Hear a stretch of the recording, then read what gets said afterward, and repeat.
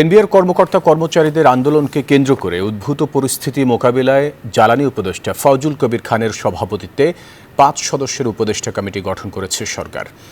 সংস্কার নিয়ে কর্মকর্তাদের আন্দোলনের বিষয়ে আলোচনা করে সিদ্ধান্ত নেবে এই কমিটি, এমনটা জানিয়েছেন অর্থ উপদেষ্টা ডক্টর সালেউদ্দিন আহমেদ। সচিবালয়ে এনবিআরের কর্মকর্তাদের আন্দোলন ইস্যুতে ব্যবসায়ী নেতাদের সাথে বৈঠক শেষে এই কথা জানান তিনি।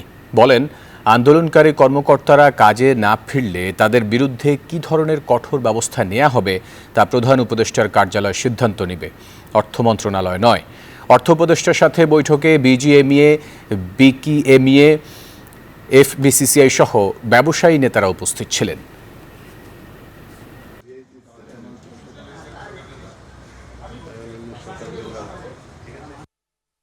একটা সিদ্ধান্ত হয়েছে, এসব আলাপ আলোচনা এনবিআরের যারা আন্দোলন করছে, এনবিআরের সংস্কার এগুলি সম্পর্কে একটা ৫ সদস্যের একটা উপদেষ্টা পর্যায়ের কমিটি গঠন করা হয়েছে। সেটা কবে হবে স্যার?